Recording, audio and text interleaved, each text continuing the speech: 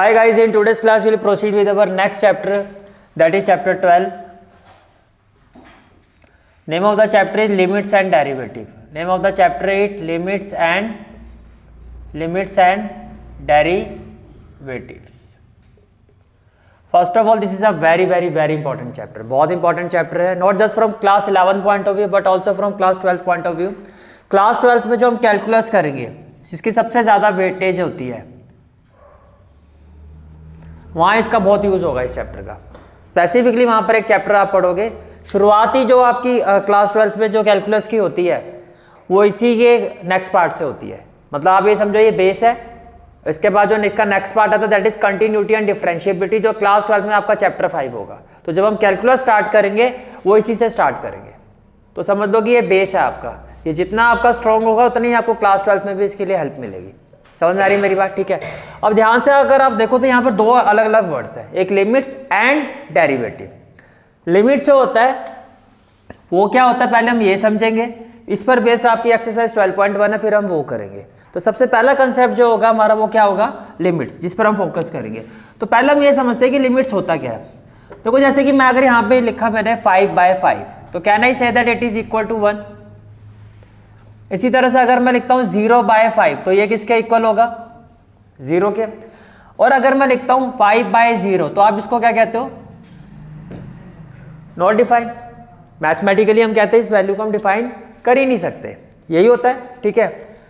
अगर मैं इसके हिसाब से चलता हूं तो 0/0 किसके इक्वल होना चाहिए भाई, 5/5 बनता तो 0/0 फिर 1 होना चाहिए. अब न्यूमरेटर में 0 तो फिर ये 0 के भी इक्वल हो सकता है, और डिनोमिनेटर में 0 तो ये किसके इक्वल होना चाहिए, यही होना चाहिए ना. फिर तो अगर मैं इसके हिसाब से कहूं तो 1, इसके हिसाब से अगर मैं कहता हूं तो 0, और इसके हिसाब से कहता हूं तो नॉट डिफाइंड, यही होता है. इसका मतलब ये जो फॉर्म है इसको हम बोलते हैं इनडेटरमिनेंट फॉर्म, इसको हम डिटरमाइन कर ही नहीं सकते. This form is called as indeterminate form. यानी कि जो नॉर्मल मैथ्स अभी तक आप पढ़ते हुए आए हो उस मैथ्स के बेसिस पर अगर मैं बात करता हूं तो आप इस फॉर्म को डिटरमाइन नहीं कर सकते हो. क्या इतनी बात समझ में आ रही है? ठीक है. तो यहां तक क्लियर हो गया आपको? ठीक है. This form is called as indeterminate form. Normal maths से आप इसको सॉल्व नहीं कर सकते. अब इसके लिए आपको जरूरत पड़ती है लिमिट्स की.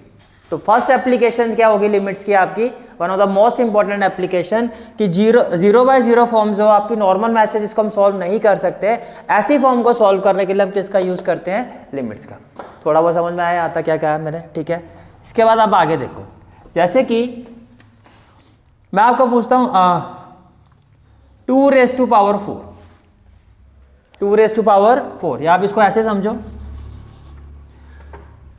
क्या आप एग्री करते हो कि 5⁻0 1 के इक्वल होता है, या क्या आप एग्री करते हो 64⁻0 1 के इक्वल होता है, या कुछ भी लिखो, anything raise to power 0 is equal to 1. Agree करते हो?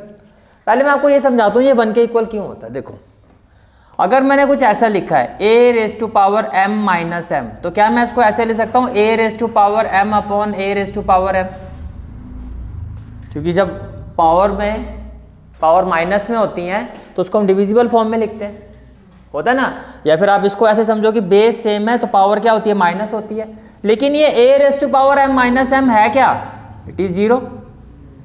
ये a⁻m - किसके इक्वल है, ये 0 के तो इक्वल है. ये किसके इक्वल है, 0 के इक्वल है.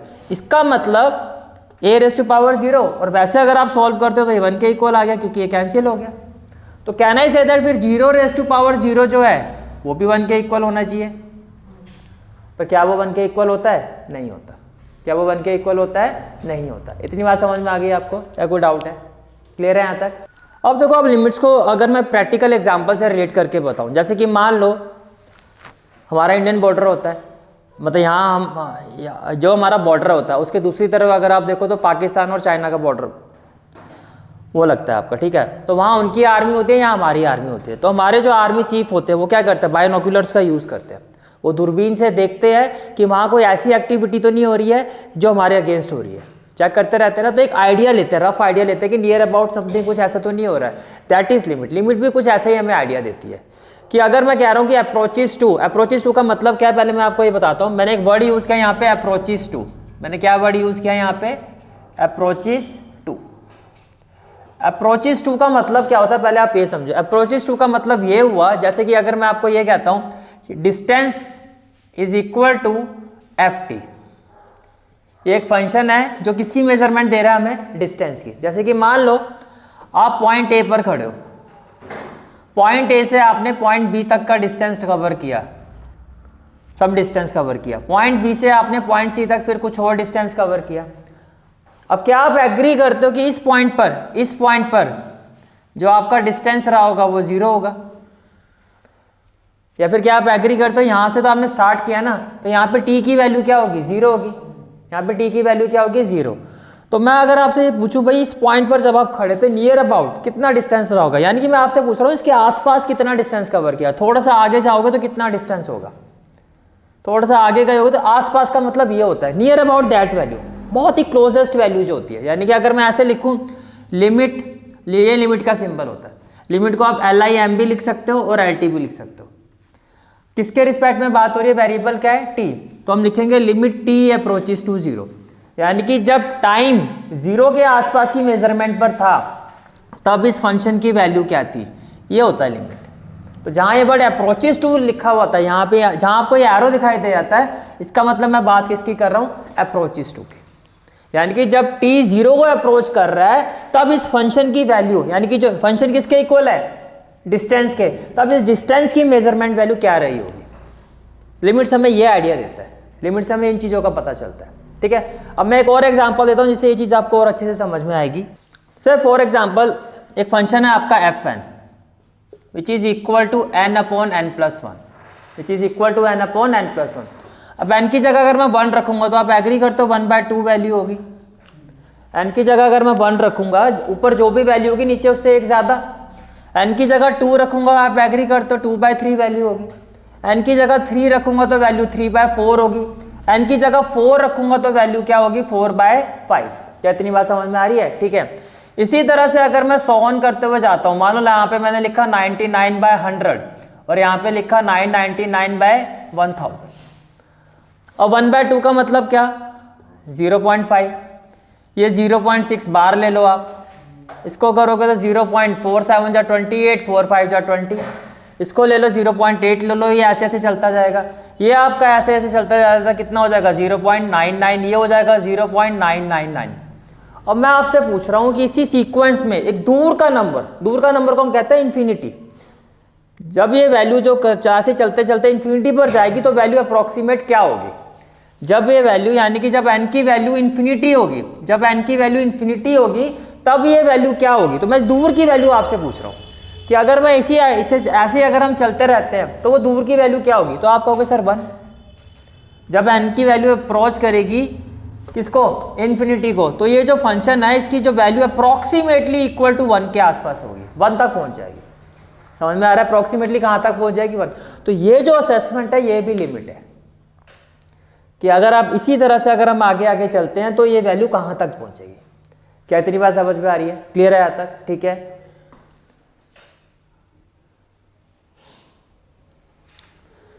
तो इसका मतलब ये हुआ कि आप ये कह रहे हो limit n approaches to infinity fn किसके इक्वल होगा, 1 के इक्वल होगा। इसका मतलब आप क्या कह रहे हो, limit n approaches to infinity fn किसके इक्वल होगा, 1 के इक्वल होगा। क्या इतनी बात समझ में आ गई कि जब n इन्फिनिटी को अप्रोच करेगा, जब n इन्फिनिटी को अप्रोच करेगा, यानी कि जब n की वैल्यू इन्फिनिटी है, दूर का पॉइंट कोई, तब इस फंक्शन की वैल्यू क्या आ जाएगी, 1 आ जाएगी। क्या इतनी बात समझ में आ रही है? ठीक है, अब मान लो मैं एक फंक्शन ले रहा हूं, f(x) इज इक्वल टू, मैंने एक फंक्शन लिया x² - 4 अपॉन x - 2, और मैं आपको कह रहा हूं इस फंक्शन की वैल्यू बताओ जब x किसको अप्रोच करेगा, 2 को। जब x किसको अप्रोच करेगा, 2 को। अब x की जगह 2 रखो जरा, तो 4 - 4 क्या हो जाएगा, 0, और 2 - 2 भी क्या हो जाएगा, 0। क्या 0/0 को नॉर्मल मैथ से सॉल्व कर सकते हो? तो बाय नॉर्मल मैथ तो आप बता ही नहीं सकते। तो वहां पे नॉर्मल मैथ की लिमिटेशन सामने आ गई कि भैया 0/0 जो कि एक इनडिटरमिनेट फॉर्म होती है according to the normal math, we can't find the value of this function at this point, नहीं फाइंड कर सकते ना। तो वहां अब आपको किसकी जरूरत पड़ेगी, लिमिट की। अब लिमिट से का यूज करके किस तरह से हम इस फंक्शन की वैल्यू फाइंड कर सकते हैं, देयर आर 3 मेथड्स। पहला होता है ग्राफिकल मेथड। क्या होता है, ग्राफिकल मेथड। दूसरा मेथड होता है हम टेबुलर मेथड का यूज़ करके इस फंक्शन की वैल्यू फाइंड कर सकते हैं, और तीसरा होता है अलजेब्रिकल मेथड। तीसरा क्या होता है?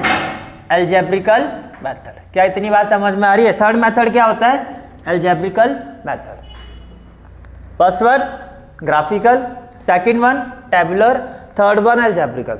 अगर मैं हमारे सिलेबस की बात करूं, 11th क्लास की बात करता हूं, तो लिमिट्स फाइंड हम किस मेथड से करेंगे? अलजेब्रिकल। तो for a knowledge point of view in depth अगर हम जाते हैं तो हमें ज़रूरी है समझना कि ये दोनों मेथड से कैसे हम फाइंड करेंगे। तो पहले मैं आपको दोनों मेथड एक्सप्लेन करूंगा, फिर हम इस मेथड पर आएंगे जो हमारा सिलेबस फिर वहां से शुरू हो जाएगा। समझ में आ गया? तो पहले मैं ग्राफिकल मेथड से इसको सोल्व करके दिखाता हूँ। ग्राफिकल मेथड से मुझे इस फंक्शन की वैल्यू निकालनी है, तो हम उसके लिए क्या बनाएंगे? पॉइंट्स टेबल बनाएंगे। क्या बनाएंगे? Points table. ये हो गया x और ये हो गया आपका y। अब ग्राफिकल मेथड से सॉल्व करने के लिए पॉइंट टेबल बनाओगे। ये आपको पता है, ये इनपुट होता है, x की आप वैल्यू पुट करोगे और जो वैल्यू आएगी fx को हम किसके इक्वेट रखते हैं? y। रिलेशनल फंक्शन में पढ़ चुके हो कि fx क्या होता है? y होता है। तो अगर मैं x की जगह -1 रखूंगा तो -1 का स्क्वायर क्या होगा? 1। 1 - 4 कितना हो जाएगा? -3। और डिनोमिनेटर में भी क्या आएगा? -3, तो आएगा 1। इसी तरह से जब आप x की जगह 0 पुट करोगे तो y की वैल्यू क्या आ जाएगी? -4 बाय -2, -4 बाय -2 दैट इज 2। इसी तरह से x की जगह 1 रखोगे तो फंक्शन यानी कि y की वैल्यू क्या हो जाएगी? 3। 2 रखोगे तो क्या होगी? अगर मैं यहाँ पे 2 रखता हूँ, 4 - 4 तो हो गया 0, और 2 - 2 यही तो सबसे बड़ा पॉइंट है जिसके लिए हम इतनी लड़ाई लड़ रहे हैं, यही तो है। तो क्या कहूँगा मैं यहाँ पे? भैया नॉट डिफाइंड। अगर नॉर्मल मैथ से मैं चलता हूँ तो नॉट डिफाइंड, मैं इसको डिफाइन ही नहीं कर सकता। ऐसे 3 रखोगे तो 5 आएगा, ये तो चीज़ समझ में आ गई होगी। अब देखो, अगर मैं ग्राफ बनाता हूँ, अगर मैं क्या बनाता हूँ? ग्राफ। तो यहाँ ले लेते हैं 0। वैल्यू कहाँ तक जा रही है आपकी? 1 2 3 4 5 6 और 7। कोई डाउट? यहाँ देखो, -1 -2 -3 -4 -5 -6 और -7। ये हो गया y और ये हो गया आपका x। क्या इतनी बात समझ में आ रही है? ठीक है। अब आप ये देखो, जब x की वैल्यू -1 है, जब x की वैल्यू -1 है तो यहाँ हम क्या ले लेते हैं? -1। तो y की वैल्यू क्या है? ये सारे माइनस में क्यों ले लिए मैंने? और तुम लोग मूर्ख बोल भी नहीं रहे हो। अब नशा करके बैठे हो क्या? हैं भाई साहब, हद ही कर दी तुमने तो। यहाँ पर क्या आएगा? 1 2 3 4 5 6 और 7, और x की वैल्यू ले लेता -1। जब x की वैल्यू -1 है तो y की वैल्यू क्या है? 1, तो ये पॉइंट आ जाएगा। जब x की वैल्यू 0 है तो y की वैल्यू क्या है? 2। जब x की वैल्यू 1 है तो y की वैल्यू क्या है? 3। जब x की वैल्यू 2 है, जब x की वैल्यू 2 है तो कोई वैल्यू नहीं है, ये तो अभी फाइट कर रहा है।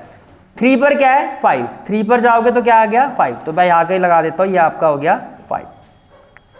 और 4 पर क्या है? 6, तो थोड़ा से आगे आ जाओ, ये आ गया आपका 6। और 5 पर क्या है? 7, तो 5 पर ये हो गया आपका 7। तो अगर आप देखो तो ग्राफ कुछ आपका इस तरह से जा रहा है, ग्राफ कुछ आपका ये इस तरह से जाएगा ये आपका। ठीक है। अब अगर आप ध्यान से देखो तो मैं अगर आपसे पूछूं 2 पर वैल्यू क्या आ रही है, तो y पर देखो क्या वैल्यू जा रही है? 4, और 2 पर क्या आ रही है? x पर क्या है? 2 और y पर 4। इसका मतलब ग्राफिकली मुझे समझ में आ रहा है कि जब x की वैल्यू 2 होगी, जब यहाँ x की वैल्यू 2 होगी तो इस फंक्शन की वैल्यू, फंक्शन का मतलब y, वो क्या होगी? 4। तो ये होता है ग्राफिकल मेथड। ग्राफिकल मेथड से हम कैसे वैल्यू फाइंड करते हैं, ये समझ में आ गया आपको? ग्राफिकल मेथड से 0/0 फॉर्म, जो इनडिटरमिनेंट फॉर्म होती है, उसकी वैल्यू कैसे फाइंड की जाती है। दूसरा मेथड क्या बताया था? टेबुलर, टेबल का यूज करके। अब वो समझते हैं।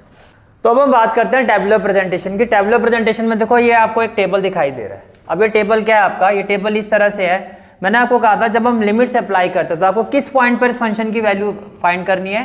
2 पर। 2 पर। तो मैंने कहा लिमिट हमें एक आइडिया देती है, नियर अबाउट दैट वैल्यू, उस फंक्शन की वैल्यू क्या होगी? नियर अबाउट दैट, यानी कि क्लोजेस्ट वैल्यू लेनी होती है।